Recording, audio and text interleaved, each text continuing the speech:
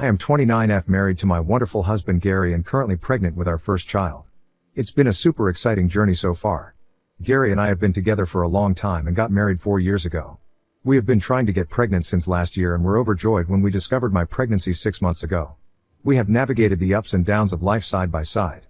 The news of a little one on the way has added a whole bunch of happiness to our relationship. Every day brings us a bit closer to meeting our little nugget, and we can't wait. For me, pregnancy has been a roller coaster of feelings, from the thrill of finding out to those sweet moments when you can feel your baby start kicking your stomach. Gary has been my rock throughout all of this. He's been to every doctor's appointment, we read parenting books together, and he's even helping set up a cute nursery for our soon-to-arrive baby. We're in full baby mode now, talking about names, decorating the nursery, and making plans for the future. Gary is super excited to be a dad, and it warms my heart. He's all in, sharing the load of getting ready for the baby. We're facing the challenges and fun parts of pregnancy together, enjoying every moment as we get ready to meet our little one. 2 months back, we decided it was time to share the exciting news about my pregnancy with our family. We made sure we crossed the crucial first trimester milestone and were completely certain before spreading the joy to our loved ones. We had invited all our parents, close family, and friends for lunch. They arrived, expecting a regular lunch, but upon noticing my growing stomach, their expressions shifted to expressions of joy and amazement. My mother started crying when she saw me and confirmed that I was indeed pregnant. She understood why we had kept the news secret and was overjoyed to be a grandmother soon. She completely understood why we had kept it a secret and expressed her excitement about becoming a grandmother soon. However, Gary's mother, Barbara, had a completely different reaction. Instead of sharing in the joy, she reacted angrily upon learning that we had kept the pregnancy hidden. She felt left out and accused me specifically of intentionally excluding her. Despite my attempts to explain the reason behind our decision, she continued to look pissed and refused to engage with me further. Her disapproval cast a shadow over what should have been a joyful family occasion. Throughout the night, Barbara didn't address me at all. She displayed disrespect not only towards me but also towards my mother, who had always been nothing but kind to her during their previous encounters. Barbara remained unresponsive during discussions, buried in her phone while everyone else engaged in the family gathering. It was clear that she was upset, and her discontentment was palpable. She openly expressed to everyone how she had no idea about my pregnancy, making her feel as if she had lost precious time with a grandchild who hadn't even been born yet. My husband and one of his brothers picked up on her frustration. As the tension escalated, I reached a breaking point and decided to step out for a moment to gather myself. My mother, who noticed my distress, came to comfort me until I felt composed enough to return. As the night came to an end, Barbara made a deliberate point of saying goodbye to me last after observing the disapproving stares from my husband, sister, and parents. The entire day, she barely exchanged more than a hi and bye with me. Later, my husband walked them to the car, where they ended up having a heated argument which I could hear clearly standing in the foyer. Barbara took the opportunity to vent her complaints about me, further escalating the strained situation. Thankfully, all our guests had left by this moment, so it was just me, my parents, Gary, and his parents. She angrily told him that she couldn't believe that I had the audacity to keep this pregnancy from her and that I did not consider family at all. My husband calmly let her know that he and I had both decided to wait until we were out of the danger zone and that everything was fine before sharing the news with everyone. Hearing this, Barbara started yelling. This is how their conversation went. Barbara, this is our grandchild we're talking about. I deserve to know from the very beginning. Gary, Mom, it's not about deserving or not. It was a decision we made together. She just wanted to be cautious. Barbara, cautious? I am her mother-in-law. She should have trusted me with this. This is all her fault. This is when my husband lost his temper. Up until this point, he had held himself back, but when he heard his mother continue to accuse me, I watched his face get red in anger. He firmly told his mother that he didn't want to tell her as well, so if she was blaming me she should blame him as well. He continued to tell her that she needed to get over this and stop overreacting. Barbara told him that he should open his eyes as he was letting me control everything, and as his mother, she should have been the first to know if her son was having a grandchild. My husband stood his ground and asked her to stop attacking me and that he loved her, but she needed to leave and cool off before saying something she would later regret as Barbara stormed away, leaving my husband standing there, visibly frustrated and disappointed with his mother's reaction. I was unaware of the tears streaming down my face. The sharpness of her words had left me hurt and bewildered. Gary, quick to notice my distress, rushed to comfort me and gently guided me back into the house. My parents, sensing the tension, graciously stayed back until I felt emotionally composed and reassured. Barbara didn't just stop there. Later that night, I received a message from her, and my anxiety heightened, anticipating the content. Her message read, I must say, I am deeply disappointed in you. You knowingly kept a significant piece of information from me and I find that absolutely unforgivable. I can't believe you would rob me of the joy of knowing about my grandchild from the very beginning. This is not how a family should operate, and I find it disrespectful and hurtful. Instead of apologizing to me for your immature action, you are now causing a divide between me and my son. Shame on you. Her words cut through me, and I couldn't help but feel a mix of anger and hurt. I showed the message to Gary, and he was beyond pissed. He couldn't fathom why his mother would react so negatively and place the blame squarely on me. Gary decided to call her, warning her not to send such negative messages as it might distress me further. He even went as far as to threaten to cut her off if this behavior continued. Gary's words and his angry tone seemed to have an impact on Barbara. Faced with the possibility of being cut off, she changed her tune. Instead of acknowledging her own role in the conflict, she proposed a solution. She claimed the only way she could forgive us for what she perceived as a slight was if we allowed her to throw us a baby shower. This sudden turn of events left us both surprised and skeptical about her motives. She continued to plead how nothing would bring her more joy than to throw a grand celebration for me and her grandchild where she would be taking care of everything. Gary looked at me curious, but I remained skeptical with the sudden change in her voice. To me, Barbara's sudden change of heart seemed more like a tactical move to regain control and assert her dominance rather than a genuine attempt at reconciliation. Despite my reservations, Gary, always wanting to find a middle ground and keep the peace, entertained the idea of accepting her offer. I expressed my concerns to Gary, stressing that accepting her offer might only fuel her belief that her behavior was acceptable. Gary understood my perspective but told me that he hoped that by allowing his mother to throw a baby shower for me could be a way for us to mend fences and create a more harmonious family environment before the baby arrived. I begrudgingly agreed, and Gary informed his mother to go ahead with the planning for my baby shower.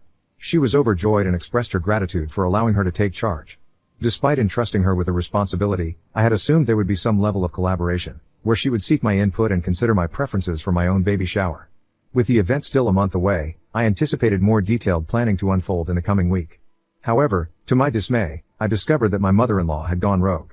She took it upon herself to purchase all the decorations, choose the games, and plan activities without consulting anyone, including me. When my mother reached out to her to discuss the baby shower, my mother-in-law simply informed her that everything had been decided and that it would be a surprise for me. The lack of communication and consideration left me feeling disheartened and frustrated, as the event meant to celebrate a joyous occasion was now being shaped without any regard for my preferences or wishes. On the day of my baby shower, the air was filled with a mix of excitement and tension. I arrived at the venue, a local banquet hall, surrounded by my close friends who were eager to celebrate the upcoming arrival of our little one. As I walked in, I couldn't help but notice the outrageous decorations that my mother-in-law had chosen. A sea of brown and beige balloons adorned every corner, depicting a theme that was entirely her creation. I absolutely hated the decoration, as this looked like a misguided attempt at a safari theme gone wrong. The overwhelming presence of brown and beige clashed with the vibrant atmosphere I had envisioned for the celebration. I had imagined soft pastels and delicate touches for my baby shower, but clearly, my mother-in-law had gone the opposite way. The tension in the air escalated when my eyes fell upon an eye-catching display near the entrance, an enormous banner featuring an elaborate collage of my husband's baby pictures with Barbara. Everyone looked at it confused, as we couldn't understand why she would choose to display my husband's baby pictures during my baby shower. I looked at her questioningly and she laughed it off, saying that she expected our baby to look exactly like my husband and she was very proud of how cute my husband was as a child, hence she wanted to display it for everyone.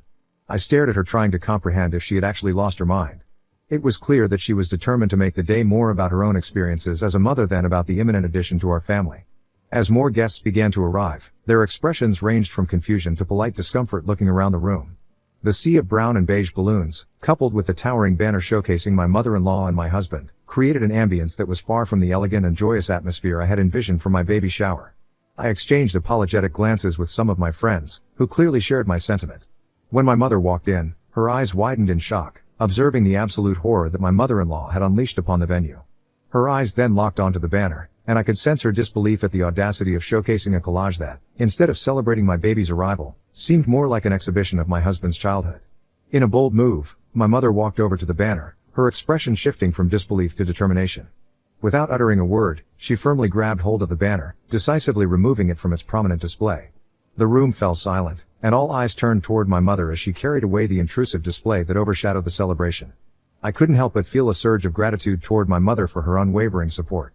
My Mill, who was busy talking to other guests, looked in horror watching my mother throw the banner into the dustbin. In a disapproving tone, she asked, "What do you think you're doing?" That banner was a special touch to celebrate the baby and the family. My mother, undeterred by the disapproval, responded with a firm yet composed voice, "This celebration is about my daughter and her baby, not a showcase of your personal achievement." The guests around them were drawn to this unexpected confrontation. My Mill, sensing the attention shift, tried to regain control of the situation. "Well, I thought it would be nice for everyone to know who's responsible for this beautiful event. As I was responsible for throwing this lovely event, I wanted everyone to see how cute Gary was as a child," she retorted, attempting to mask her annoyance. Undeterred, My mother continued, Barbara, you begged my daughter to allow you to throw this baby shower for her after how you behaved with her last time. This is my daughter's baby shower and not a platform for your personal agenda or attempt to steal the spotlight. The room hushed as the exchange unfolded, with guests glancing at each other in discomfort. My Mill, realizing that her attempt to dictate the narrative had backfired, retreated with a forced smile and returned to her conversations with other guests. The baby shower continued after that, with me trying my best to focus on the positive energy from my friends and family despite the tension that was lingering throughout the event. I thought there would be no other surprises from my Mill, who seemed to be drinking a little too much for a baby shower, but there was nothing that I could tell her anyway. We played various party games and the guests seemed to be slowly starting to enjoy themselves. Then it was time for the gift opening session, and I was pleasantly surprised by everyone's thoughtful gift for my baby. However, my anticipation turned into bewilderment as my mother-in-law handed me a conspicuously large gift box with an exaggerated grin on her face. The room fell silent, and I felt a mixture of embarrassment and frustration. My mother looked at her angrily. The guests exchanged awkward glances, unsure of how to react to this unexpected turn of events. In an attempt to diffuse the tension and not create any more tension, I mustered a weak smile and thanked her for the thoughtful gift, all the while suppressing the urge to roll my eyes. The situation escalated further when it was time for the cake-cutting ceremony. My mother-in-law had ordered an extravagant tiered cake with over-the-top decorations.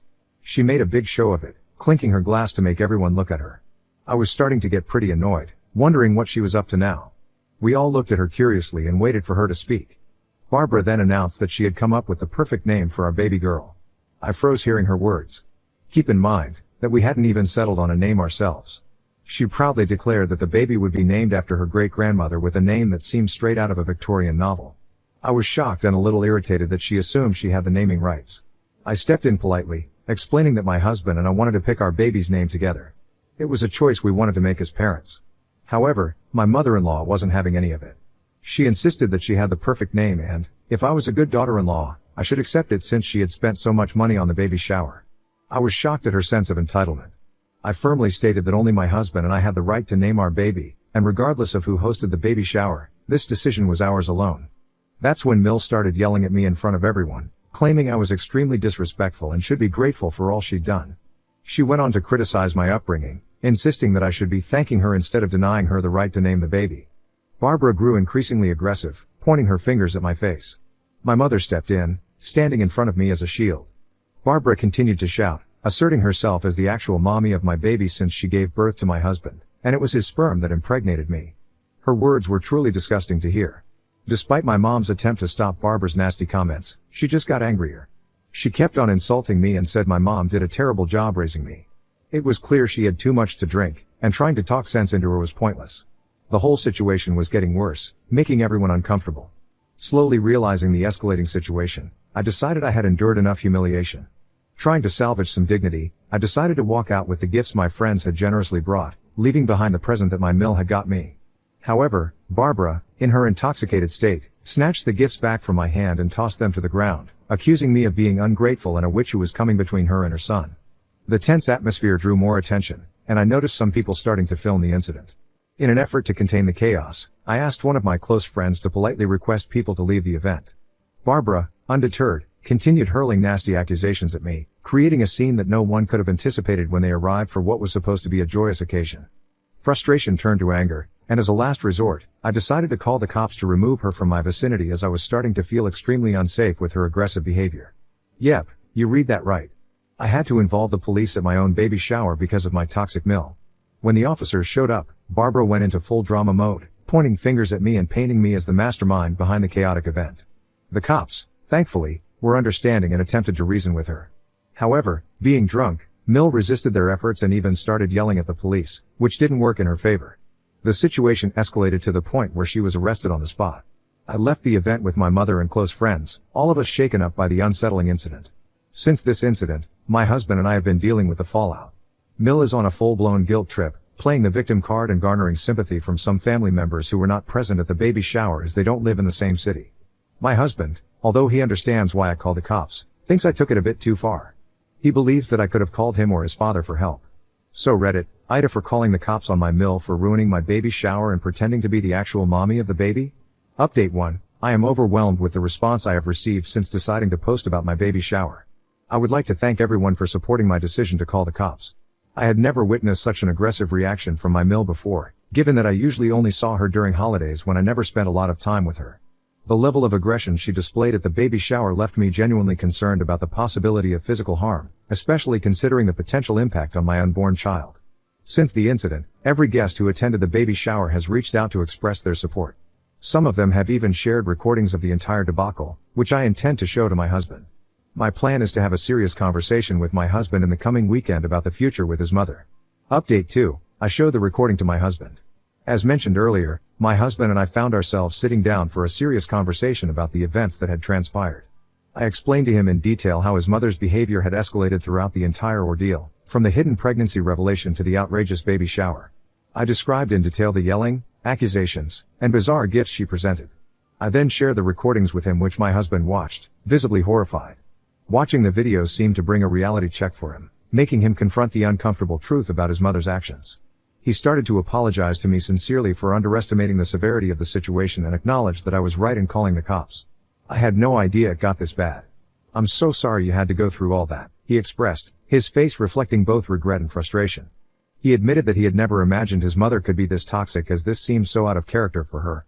He reassured me that he was on my side and emphasized that my safety and well-being, especially during pregnancy, were his top priorities. We then delved into the underlying issues, discussing how his mother's need for control and validation had overshadowed what should have been a joyous occasion.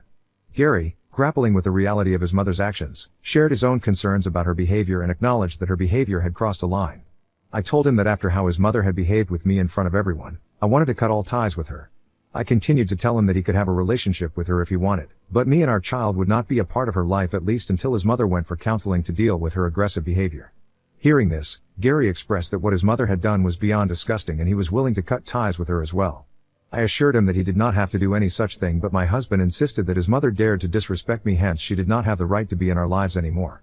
He understood that this behavior by his mother was not just about the baby shower but might have been a culmination of long-standing issues. Moving ahead, Gary has reassured me that he will personally communicate our decision to his mother, making it clear that cutting her off from our lives is entirely his choice. I have also asked him to warn her that if she decides to show up unexpectedly at our doorstep to force me to accept her back in our lives, then I will be forced to call the cops on her again. Update 3. It's been a month since my last update. To everyone asking, me and the baby are doing okay. I can't wait to meet my child very soon as the date approaches. Since my last update, we have ceased all communication with Barbara. Gary had a conversation with his parents, and his father assured him that he would take the necessary steps to ensure that my mill understands the boundaries we've set and respects our decision. In the aftermath of cutting ties with Barbara, our lives have experienced a noticeable shift. The absence of constant drama and toxicity has brought about a newfound sense of peace and tranquility in our household.